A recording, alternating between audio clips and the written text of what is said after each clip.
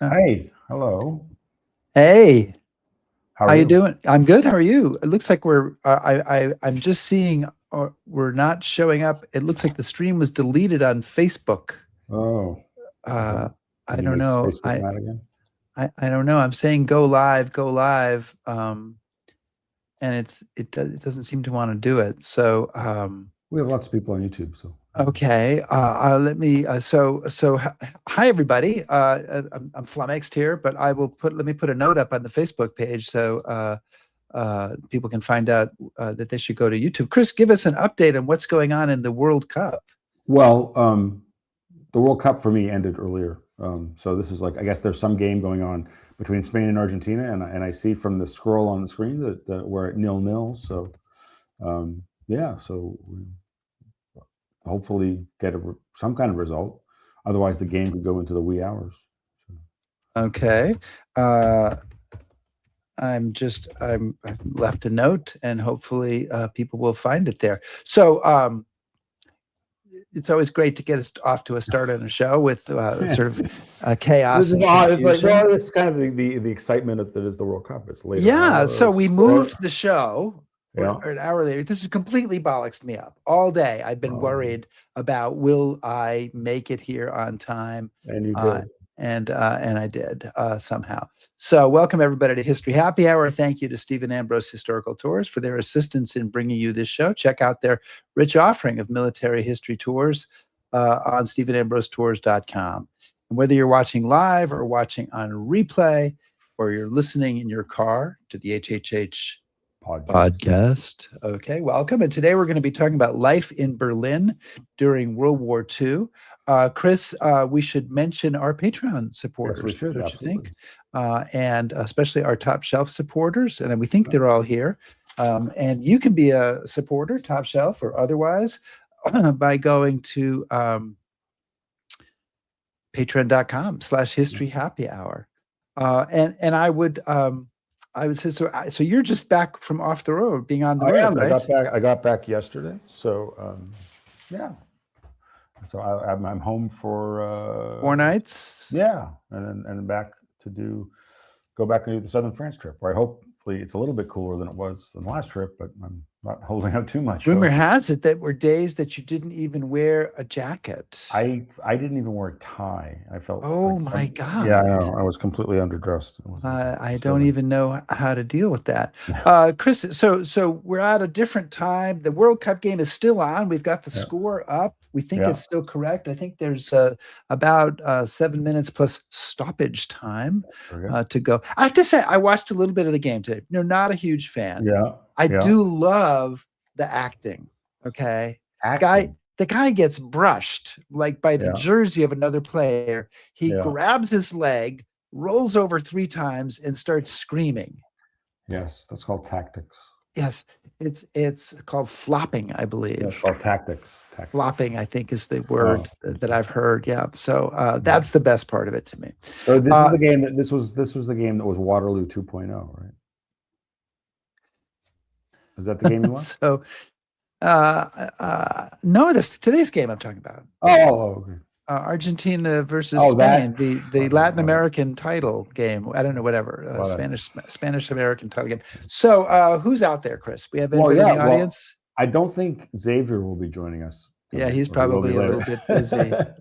But Doreen is with us, and Kevin, Barry from the UK, and Jim, Don Lind, and yeah. Well, and hopefully more people will find us, and people who have couldn't find us on Facebook will find us on YouTube, I think they will. and we'll get going. So give me a cue, and let's get started. All right.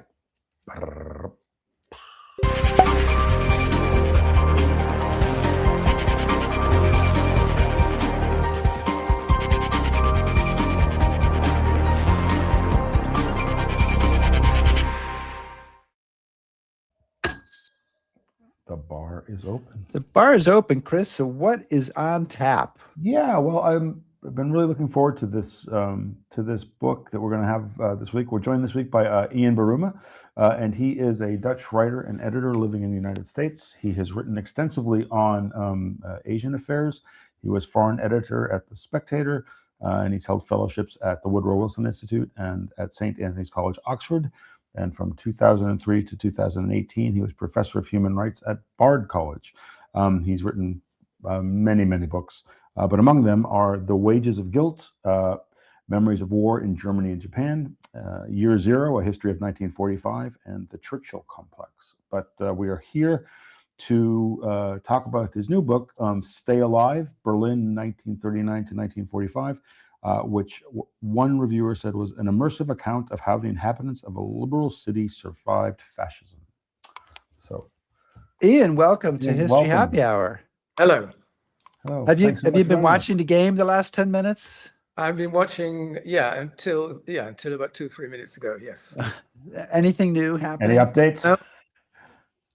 No? Okay. Nothing. Okay. No, Spain. The Argentina had 0 attempts at goal, and Spain had about 11, and it's more than 80% of possession. But it's very hard to get through a team that stands on its own half and doesn't go forward.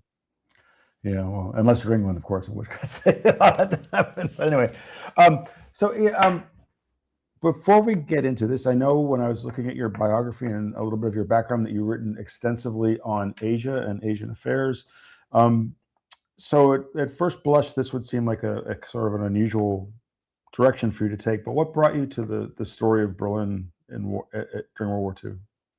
Well, it's not all that unusual, since I have written quite a bit about Germany. And so the book, The Wages of Guilt, which I wrote in the 90s, was about war memories in Germany and Japan.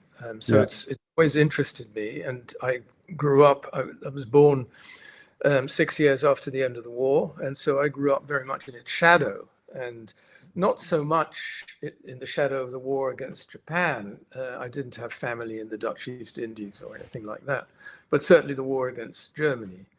And what interested me,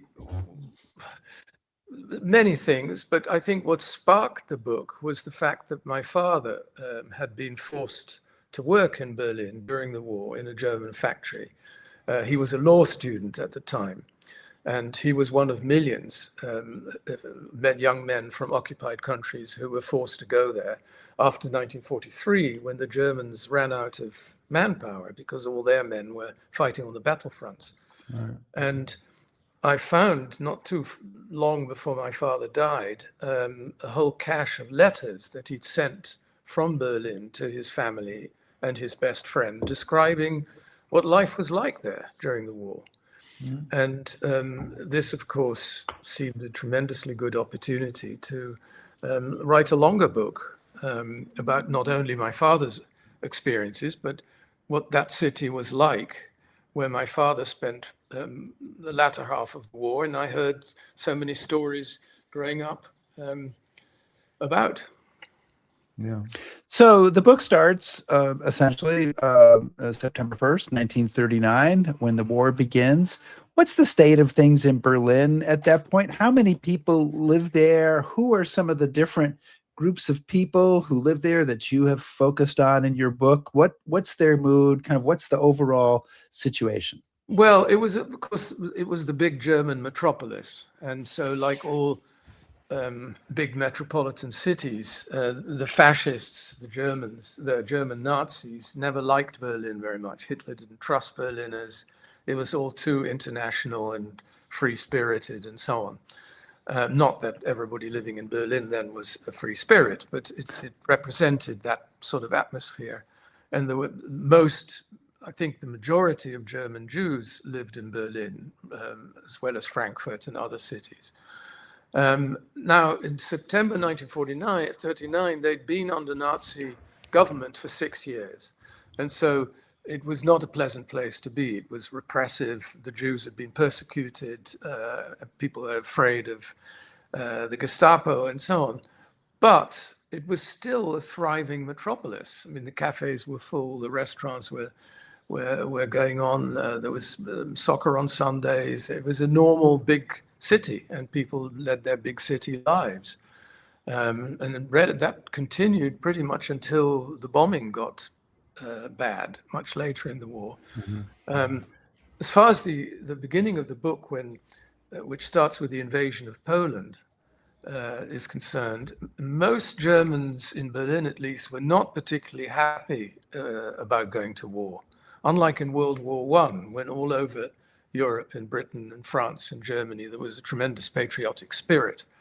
That wasn't true in Germany in 1939. People were scared of another war. So the mood was quite subdued, even though the Nazis tried to whip up enthusiasm for it. So, and I guess is that what you mean? I was reading in one of the reviews, I think it was in the Guardian. He said, you discussed Berlin as a case apart. Is that what you mean by that? That it was sort of out of step with Germany? Well, it was out of step with the rest of Germany in the way that, I mean, let's say, one has to be careful with these analogies, but in Trump's America, New York City is out of step with most of the rest of America. Right. Maybe not so much with the most of of urban America, because Right. it's not that different from Chicago or LA. But in that sense, Berlin was very much out of step, because the Nazi movement was tended to be provincial, lower middle class, rural, and so on. And so, of course, there were plenty of Nazis in Berlin, but Berlin as a city was not a Nazi city. I want to just mention that Fernandez of Argentina just got a red card. So thank you for that update. That's good news. It's still 0-0. We have 4 minutes left in the stoppage time. Okay. Okay. So talk to us a little bit about the Jews. So there's been a lot of anti-Jewish laws passed, but there still are Jews in Berlin. They haven't been shipped off, right? So what is their situation, and when does their situation, bad as it might be at the beginning of the war, when does it really start to worsen? I think there were about 90,000 still in Berlin in 1939, Jews. Life was very, very difficult, because since really 1933, but as you say, there were more and more laws that made life more than uncomfortable, that made life extremely hard. When people couldn't go to public places, they couldn't go to parks, they were forced to go only into their own schools. Jewish lawyers were only allowed to have Jewish clients, and people were also many Jews were forced to live in so-called Jew apartments, where they had to share one room with other families and kicked out of their own homes. And so life was very tough. And one of the greetings, and I can't remember exactly the words because it's in my book, but when Jews would meet each other in the street, it was usually, "How's your visa application going?" Because many of them who had the money and the contacts wanted, of course, desperately to leave. But that wasn't so easy, because even if you could leave, and there were many hurdles, I mean, you were robbed of most of your assets and so on. But other countries, by that stage in 1939, were very reluctant, or even worse, they wouldn't let Jewish refugees in anymore. And so there often was no way to escape, unless you, certainly at the last minute, unless you were very famous and an enormous international fuss could be made. So how do you go about, I mean, obviously, it was such a huge population, and given how things end for Berlin, how do you go about researching this? How do you kind of get those voices of ordinary Berliners, I guess you would say? I mean, how hard was that to get a sense of Berlin at that time? Well, not so very hard.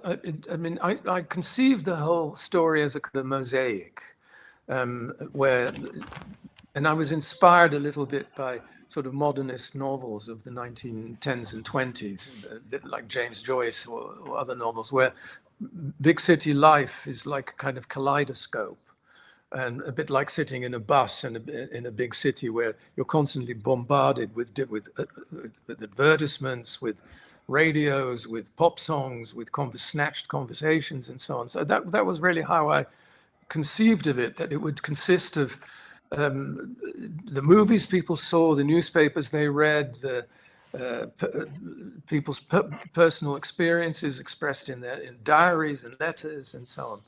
And so I spent a lot of time reading newspapers and periodicals of the period, but also looking at the movies that were made during the war.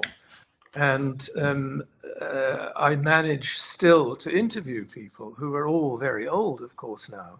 And even the very old people only had childhood memories. But that added a whole dimension to it, because then it's not just, from books. Yeah.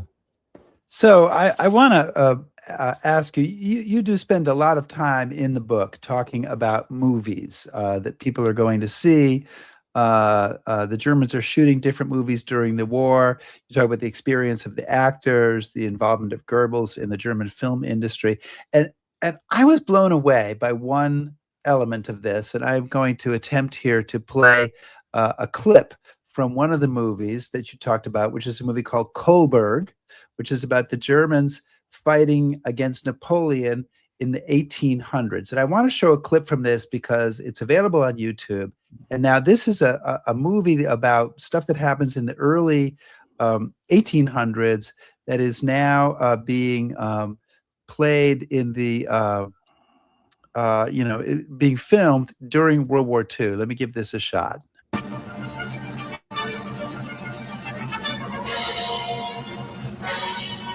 So, Ihnen jetzt direkt vor die Nase.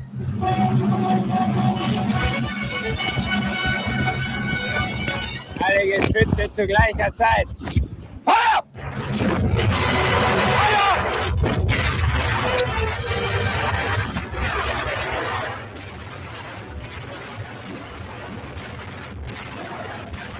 Okay.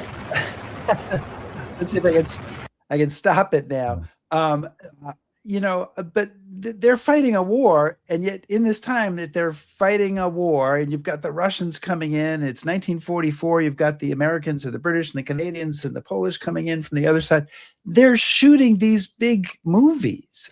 So talk to us about what's going on. It seems like this massive form of delusion. Talk to us about what's going on there and why you spent a lot of time talking about movies in your book. I spent a long time, partly because I like movies, but also because Goebbels, who was the propaganda minister, took movies very, very seriously. And for this movie, the budget was no object, even though there was hardly any money left. And the clip you showed is slightly misleading in one sense, in that the reason for this movie was that there was a myth about the superior army, the French army, led by Napoleon, was defeated in a particular battle by the local civilian militia. And so the idea was when ordinary civilians, that they can beat Napoleon's Grande Armée because they have the true Prussian spirit. And the film was made exactly at the time when everybody, except infants, was forced to fight a suicidal last battle against the Soviet Union in Berlin. Old men, young boys, and so on. And the propaganda was, with the German spirit will defeat even the vastly superior, at that stage, the vastly superior Allied armies. Did you find it? I'm sorry, go ahead. One of the reasons you see so many people is because they had no trouble getting extras, because everybody wanted desperately to be in a movie. Because as long as you were working on a movie, you couldn't be drafted to be on the battlefronts. And by 1945, you said they're shooting movies with no film in the camera. They're so desperate to keep up the pretense of, we're busy and we don't bring us into the army. Yes, that's right, because it really was a suicidal battle. I mean, Hitler, it was a form of craziness. They knew they were losing the war, but they were happy to sacrifice, hundreds of thousands more people dying, simply because Hitler wouldn't surrender. Yeah. So, but before we get to 1945, you mentioned that Berliners are somewhat, I guess,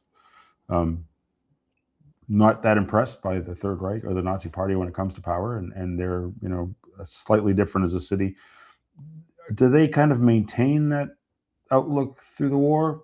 or does it kind of does it peak and valley? Did they start to embrace this, or Well, that's hard to tell because, of course, in a dictatorship, you don't know what public opinion is because there are no elections, so there's no free Right. press. But so whatever people thought, they kept it to themselves.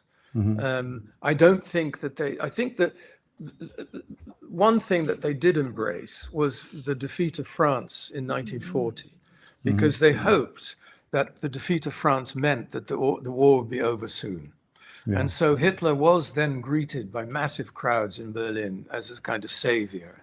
But as soon as people started to realize the war was not going to be won, and after the Battle of Stalingrad, that became increasingly clear, they certainly didn't embrace, or many people, apart from fanatics, didn't embrace Hitler's project. No, but there was very little they could do, and they had to, and whatever they thought, you had to be very careful who you expressed your thoughts to. You had to trust people because you could be very easily, whatever you said could be reported. People got, certainly near the end of the war, people were arrested and sent to camps and even executed for making a joke about Hitler or saying that Germany was going to lose. Then you were arrested as a defeatist. So it was impossible to express yourself freely. Leo, one of the things that Germans said after the war, it's the "I didn't know" excuse. I didn't know about the murder of the Jews. I didn't know what the Gestapo was doing. I didn't know what we were doing to civilians in Russia, etc. You deal with this in the book. How realistic or unrealistic was that comment based on the research that you did? Can you repeat that one more time? I didn't quite. Well, so I'm saying that a lot of the things that Germans said after the war was, "I didn't know." Oh, I didn't know. Well, there is a difference, and this is not just true of the Germans. There is a difference between knowing facts and not wanting to know what it actually means. So there's no excuse for anybody not to have known about the death camps, for example. The facts were known. I mean, even Albert Speer after the war claimed he didn't know. He was the Minister of Munitions. Anne Frank, in her diary, mentions hearing about gas chambers on the BBC News. Now, most Germans are not allowed to listen to the BBC News, but many of them did. And so everybody could know, but many people didn't want to know. It was too painful, too uncomfortable. And after the war, of course, it became an excuse. So, and people after the war said, well, we didn't know. They probably may not even have been lying. They'd sort of suppressed it. So it's a tricky issue. I mean, I knew a famous British philosopher called Isaiah Berlin, who was very active during the war. He was in Washington, D.C. He was close to people like Felix Frankfurter. He was absolutely inside the Washington establishment during the war. He was also actively involved with the Zionist movement. So he knew Chaim Weizmann and the Zionist leaders. He always maintained, and he said this to me, that he didn't know the extent of the genocide until he heard about it after the war. Now, if Anne Frank knew, somebody who was in the middle of the establishment in Washington would have known. But he probably heard facts, but he pushed it away. And I think that was probably true of many Germans during the war as well. But did you find in your research that there were any Germans that were talking about this, or oh yes, trying to come to grips with it? Absolutely. And how did they? Well, one of the sources I used was the diary of a woman called Ruth Andreas Friedrich, who was a very brave woman. She was among the small number of active resistance. She had a resistance group, and she already in the 30s was actively hiding Jews, helping them to escape from Germany. And she had a wonderful diary, and she talks about what she and her friends discussed, and they talked among themselves, talked very openly about what we now know as the Holocaust. And there were others too, and it's in other diaries as well. Even diaries of people who were not active in the resistance. There are hints. There are but I think it's a subject people preferred not to talk about for obvious reasons. It was dangerous and deeply disturbing. Yeah. Was there a counterculture in Berlin during the war? There was a kind of counterculture. It didn't go very far, but there was even though jazz music, which was denounced by the Nazis as degenerate, it was banned on the radio, but people still played it. There was still, my father in one of his letters mentions going into a bar in Berlin and hearing somebody playing American jazz music. And it was sort of, you could get into trouble with it, but it was kind of tolerated. And the people who were interested in jazz music were known as the swing Jugend, the swing youth. And they liked to use phrases like swing heil. And if you've got swing, you don't march. And these were, young Germans who didn't like all the regimentation of Nazi life and going around in uniforms. And so a little of that did go on. And in private, of course, well, maybe not of course, but when the bombing got really bad and life became truly dangerous, and even the average citizen couldn't know whether they were still going to be alive the next day, you got in many cases a kind of hedonistic giddiness of people throwing parties, getting drunk, having sex and so on, in the way that you read about during the Blitz in London too. I mean, if you have nothing to lose, so why behave according to the conventional rules of middle-class life? Yeah. So one of the, I guess, kind of the issues that came up, and again, I was doing a lot of reading of reviews of the book, all of which were very, very good. But they say that, you also deal with kind of how does somebody who's good or certainly or neutral or how do they stay clean in that sort of environment, or can you stay clean, or what kind Well, of it's very consent? difficult, and it depends, of course, what you do. I mean, if you're a bank clerk, it may not be a huge problem. If you're a public figure, if you're an actor or something, and your livelihood depends on continuing to act, and you didn't leave Germany, it was a real problem. I mean, you had to compromise to some extent. You had to appear in films that were propagandistic. But even in harder moral dilemmas, which, if you, like myself, or like all of us, if you were born after the war, we were lucky not to have to face them. But if a Jewish friend, or even somebody who's not a friend, comes to you and asks you to hide them from being deported to their death, if you hide them, you know that not only you, but your own children, your own family could pay the price. Now, this is a horrible moral dilemma. Saying no to such a person is morally abhorrent. But risking your family's life, it may not be morally abhorrent, but that's a very almost impossible thing to ask of people. And my father faced this in a slightly less dramatic fashion, in that when people were called up for labor in Germany, when students were men of a certain age in an occupied country. So, as I said, my father was a law student in the Netherlands. You could postpone this if you signed a loyalty oath to the Nazi occupation authorities. More than 70% of the students refused and then went underground into hiding so that they couldn't be sent to Germany. My father included. He went into hiding, and something went wrong in the student underground, and he was called back to his town of his birth, and found himself on a station with his father, my grandfather, who was not very healthy. And they were told through a tannoy, they were surrounded by the German police, that those men who did not sign up for labor in Germany, not only would they be arrested and sent to camps, but their parents could be too. And my father had this was a moral dilemma. Do you do the brave thing and try and make a dash and go back into hiding, risking your parents' fate? Or do you sign up, which by many people was seen as a form of cowardice and giving in to the enemy and so on? My father, after a long conversation with his father, decided he didn't want to risk getting his parents into trouble.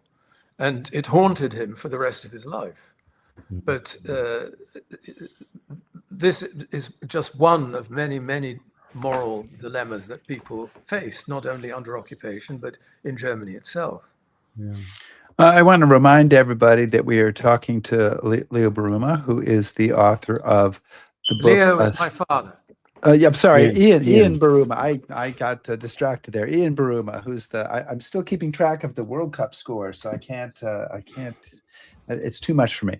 Ian Buruma is the author of the book Stay Alive, Berlin, 1939 to 1945. You were talking about your father, and I wonder, he was there for a couple of years, right? A couple of years, I think. He was there from the summer of 1943 until the end of the war, which was May 1945. Okay. So do you think obviously it's your father, it's somebody you knew really well, and you didn't know what he was like before the war, but did you feel, knowing his experiences in Berlin, that this affected his personality or his approach to life when the war was over, or did he just set it aside and go back to being the person he was?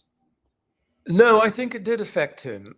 Well, it depends on what one means, but the person he was. I mean, one of the things that were interesting for me, reading the letters, is how much I recognized him in the letters. And he was 19, 20 when he wrote them. So a lot of one's makeup, I think, doesn't change very much.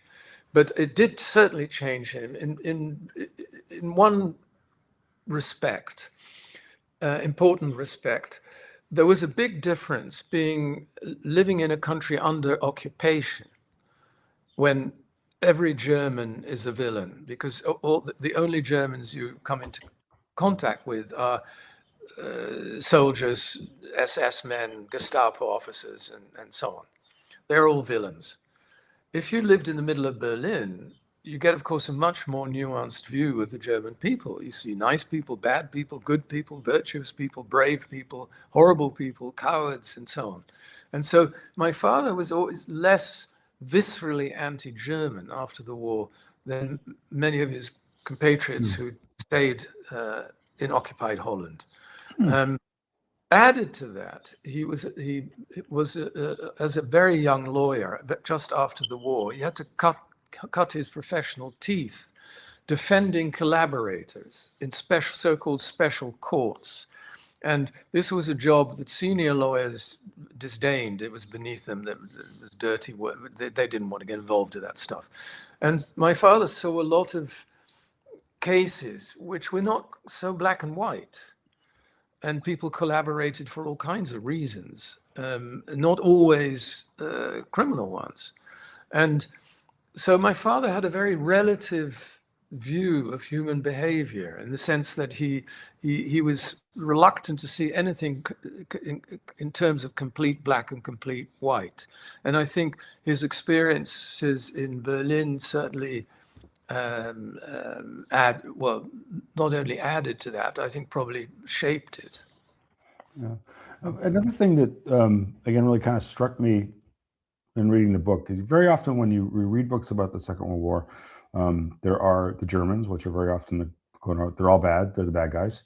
And if it involves the Holocaust or the Jews, all the Jews are taken away and they suffer a terrible fate. But you talk about kind of this whole subgroup of people, those Jews who are half Jewish or partial Jewish in whatever kind of crazy way the Nazis classified Judaism.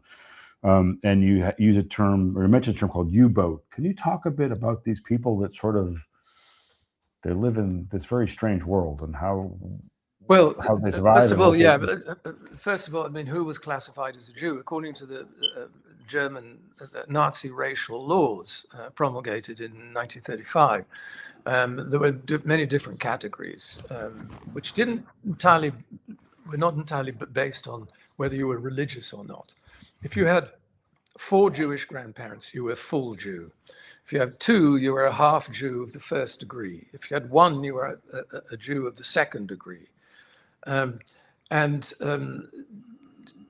If you were a Jew, a half Jew of the first degree, but raised as a Jew, you were a full Jew, and so on and so on. Yeah. But the U-boats were very often people who were classified as full Jews, and they really, the U-boat phenomenon, and they were called U-boats because it means going underground.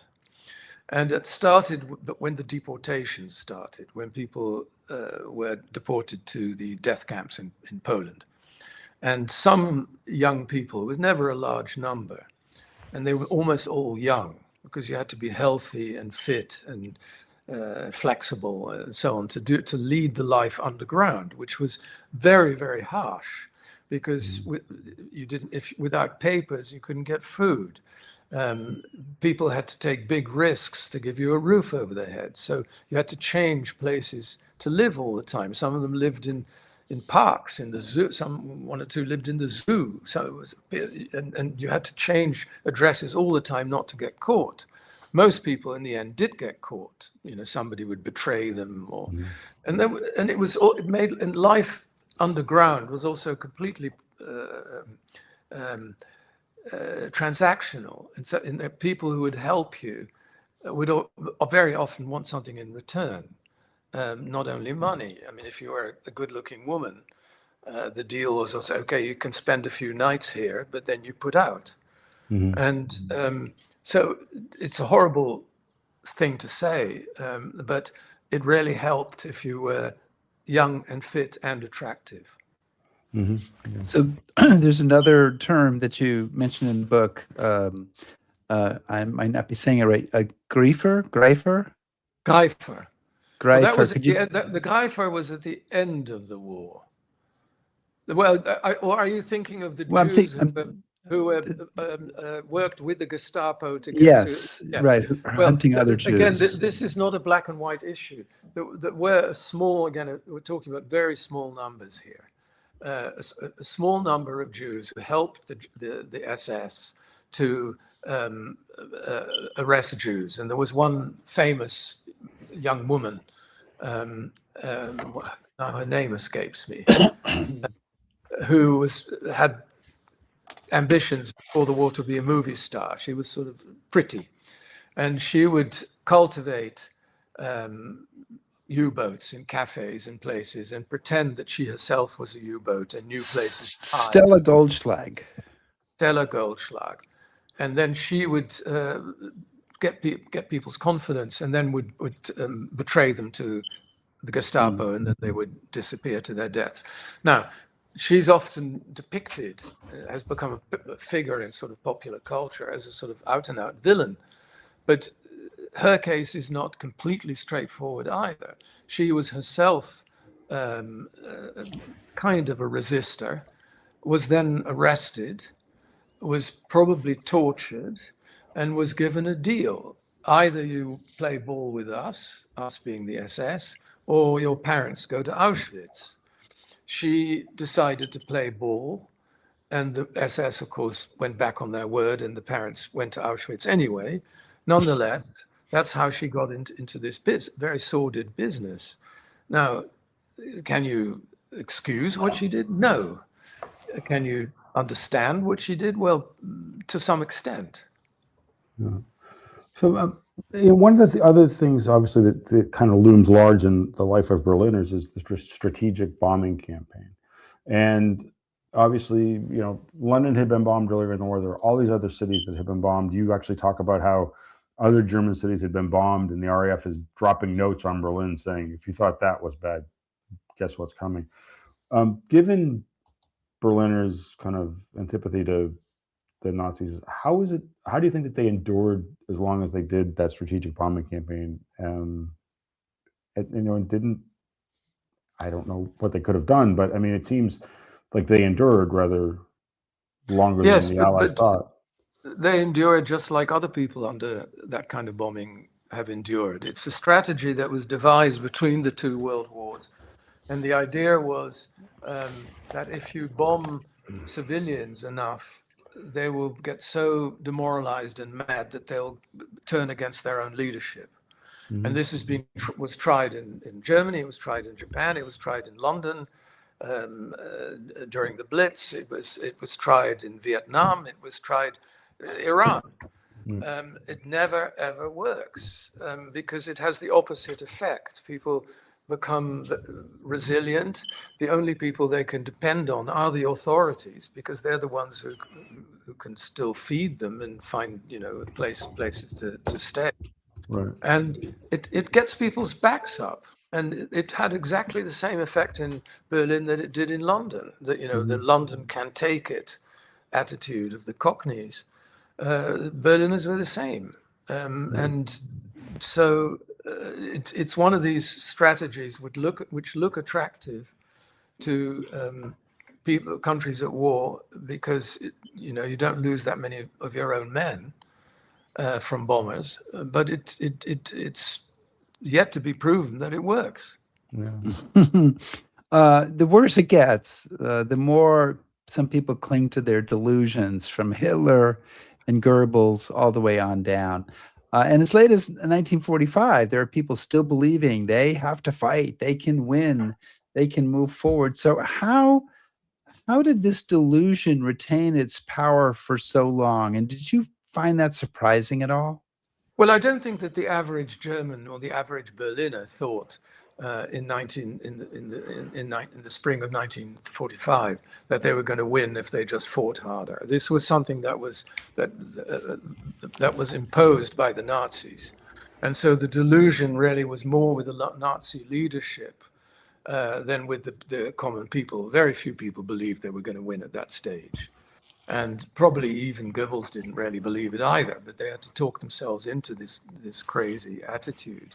But if you doubted it in public, as I said earlier, you could get strung up on a lamppost as a defeatist. Mm-hmm. And so whatever people thought, they had to be discreet about it. But I don't think it was that particular delusion, if only they fight harder, they could still win, was widespread.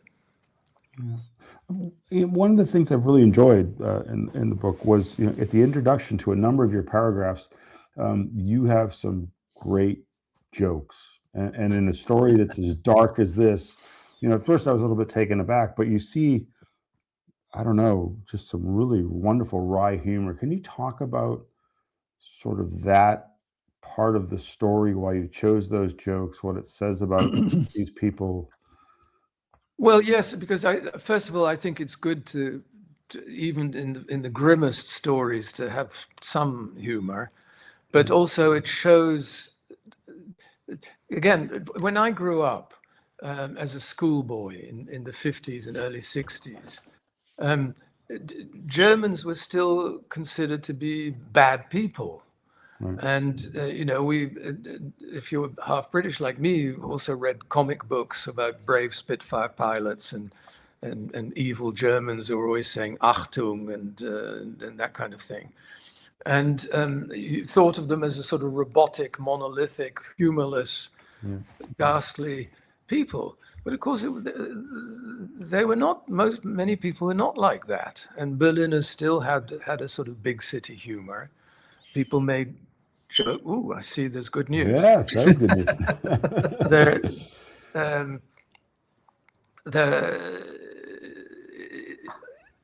People are sometimes critical when you write about Nazis in particular, and of course this book is about far more people than just Nazis, that if you write about their lives, their feelings and so on, that you're humanizing them and therefore justifying what they did. You're not, of course, justifying anything, but you do have to always realize that these were human beings. Right. And even the worst people were still human beings. They were not monsters. If they were monsters, it would be easier to live with that idea, because that means if you don't think of yourself as a monster, you're okay and you wouldn't have done it.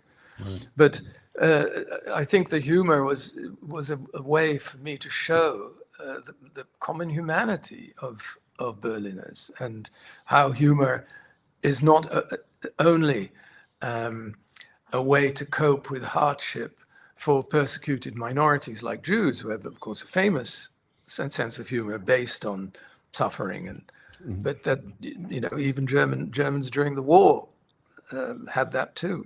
Yeah.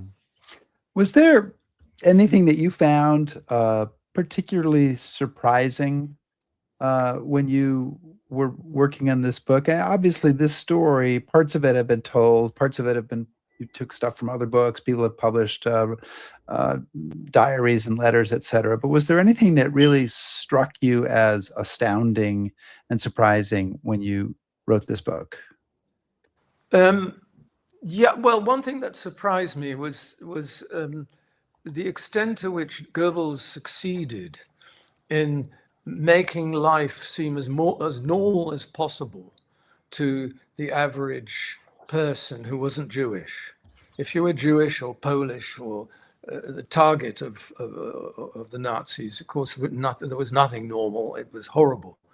But everything was done to keep the entertainment going, to keep the cinemas going, to keep the dance halls going, to keep the restaurants full, and to give people the illusion, and of course it was an illusion because very little about life during the war was normal, but to give them the illusion that things were sort of okay. And the closest parallel to this is something I haven't seen firsthand, but I hear from friends, is life in Moscow and Petersburg today, where Putin does something very similar. He tries very consciously to make life seem as normal as possible for the ordinary Muscovite, and that the war is far away, that they don't have to think about it. They can go out for dinner, they can go hear concerts and so on. Everything is fine. And the extent to which that was the case in Berlin until the bombing got so bad that you couldn't ignore it, I found surprising. Hmm. So, you know, they passed through this horrific experience, and then, of course, we haven't even really touched on, you know, the Battle of Berlin itself and the fighting there. How does it end for? I mean, you know, you cut the book off at the end of the war, but is it, once they've passed through this, once the flag is up over the Reichstag, sort of what's the reaction to this? How are they? Well, I think the reaction, first of all, was probably relief that there was no more shooting and bombing. But then they also had to face the music and life. Many people have told, the people I interviewed who remember that period from their own childhood experience, almost all of them, whatever their political sympathies might be, say that the real hardship came after the war, that it was worse than the last year of the war. Now, that's all relative because very little is worse than being bombed day and night. But in terms of getting food, getting shelter, getting life going again, the first year or two after the war was very tough for many Germans, and most people in the world didn't particularly mind about that. I mean, they felt that they got what was coming. And because of the Cold War, the situation became quite a lot better pretty quickly because both the Soviets and the Western allies wanted to make sure that life did not deteriorate to the extent that people went over to the other side. So as you're leading up to that final moments in Berlin, one of the things that you write is that as the end is approaching, a number of people are choosing suicide. And I found that very interesting because I was doing some research recently for a tour that I'm leading, and I found out that something like 65 German generals commit suicide before the end of the war. So for the people in Berlin, how big is the scale to the degree we can even know it? And I know it's not a completely knowable number. How big is the scale? And are there people who are more or less likely to choose that as a solution? Well, I think there were two periods in which there were a lot of suicides. One was at the beginning of deportations of Jews, when quite a lot of Jews committed suicide. So that was in sort of 42, 43. The people who committed suicide, the average Berliner was probably not inclined to commit suicide because life was dangerous enough. I mean, staying alive was already so difficult that to help it along would have been almost perverse. The people who committed suicide, as far as I know, would largely have been people who were fairly high up in the Nazi echelon and didn't want to face the consequences of what they'd done. They didn't want to live under a foreign occupation and be arrested and all the rest of it. And that probably includes those generals. Yeah. So, we've gotten to the end of the war, and you say that, there's a very rough period at the immediate post-war era, but because of the Cold War, things start to improve. But obviously, there's some people that have been through this whole experience. How did Berliners kind of remember this experience and this time period, and how has it changed? Do they do a good job of remembering the war? Or is it still something they're dealing with? I don't know if Berliners were so different from other Germans in that respect. I think the first 10, 15, 20 years, maybe even, most Germans who'd been adults during the war wanted to talk about something else. During the Allied occupation, they were probably defensive and said, when they heard or saw newsreels about concentration camps and that kind of thing, they would dismiss it as foreign propaganda and this couldn't have happened and we are Germans and all that. Or excuses like, well, Hitler may have done bad things, but he did good things too. And so there was a lot of suppression of memory, disingenuousness, and so on in the war memory of Germans in the first decades. This began to change in the 1960s when their children began to ask them questions. What did you do? Why did you look the other way? Why didn't you resist? And this had a big effect on the student protest movement at the time of the Vietnam War, when young Germans became very rebellious against the older generation. And of course, they'd often, their school teachers had been former Nazis. Some of their doctors might have been a former Nazi. There were still a lot of former Nazis in prominent positions in West Germany. And so with the rebellion against that, people started to look more closely at the darkest pages of German history. And that really means the Holocaust.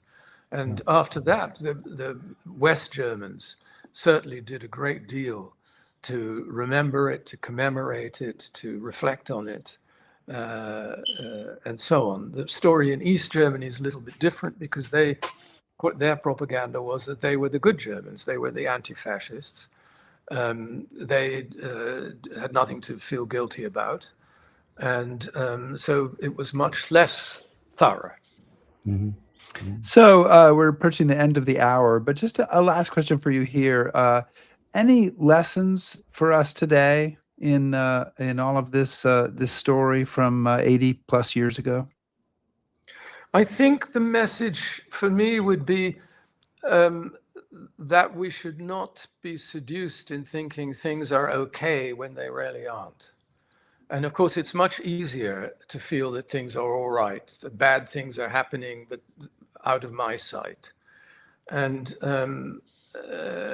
to have your eyes wide open in periods, even if those periods can't be compared to Hitler's Third Reich, is important.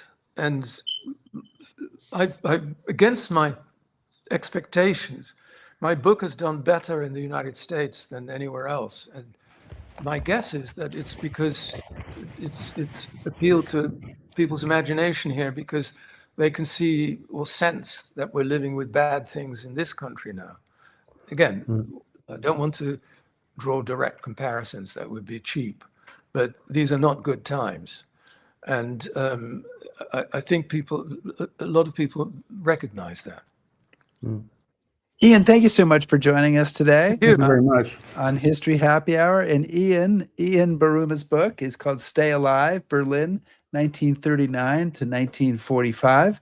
And I have to say, surprising as it is, that this game is still going on, right? There, I So- think they're in the second. Tell me at what point I can go back to the game.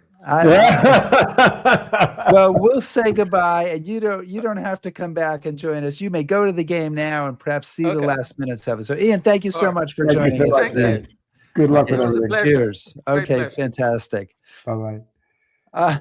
So, boom, he wants to go. Yeah, and be at the yeah. game, yeah. So that's fair enough. Yeah, I really liked this book. Absolutely. Yeah, and I think it's worth people getting. Well, it's Still groping with the whole like feeling like it was hard to even come up with questions that really got at what the center of it was about. Yeah, well, I mean, I think, and I guess he talks about this a bit, but it's very easy, and I know I am certainly guilty of this quite often, of, the Germans are bad and they get what's coming to them, and there's a lot of blame to go there, but his book it's a lot more nuanced, and there's a lot of things that you have to kind of ponder and digest and think about, which is which is very. I mean, one of the reviews I read said, it's hard for there to be something new about the Second World War, about Berlin, but he's done it, and I think when you read the book, you really kind of get a sense of You that. absolutely do. So next week, you'll be on the road. I'll be on the road. I'll be in New Hampshire doing very important Dartmouth class of 78 things. Yes, very important, very critical that I, as an important member of that class. Absolutely. I'll be in the south of France. So. You'll be on the, okay. So I'm not going to feel bad for you. You're not going to feel bad for me, but we'll have an encore episode. We'll replay our conversation with Doug Most, who wrote the book Launching Liberty, the epic race to build the ships that took America to war. And then in 2 weeks, we'll be back with Helen Fry. Yes. And I just got her book. I just got it today. This is what we're talking to her about, right? Yeah, Nuremberg, the Translator's Tale. Yeah, we had her on, and She talked about it. She's she said re-releasing this. Yeah, she said that obviously with the Nuremberg movie out, they used, I guess, what she translated. Anyway, Yeah, I got it today from London in the post. So I'm excited about reading that and about talking to Helen again. I think this is be our 4th time with Helen. Is it? I thought she was kind of approaching the hat thresholds. Wasn't it? Yeah, maybe. I mean, double check that. We'll double check that and make sure that we don't owe her a hat, in which case you'll have to get her one before you go to the south of France. I'll see what I can do. All right. What day are you leaving? Saturday. Okay. So we have a few days before you're off. Yes. Very good. Thank you, everybody, for joining us today. Please subscribe to us on YouTube, follow us on Facebook, shout at us on Blue Sky, listen to our podcast, and back us on Patreon and browse historyhappyhour.com. Yeah, thanks. Thanks, everybody. Stay safe. Oh, hang on. I pushed the wrong button.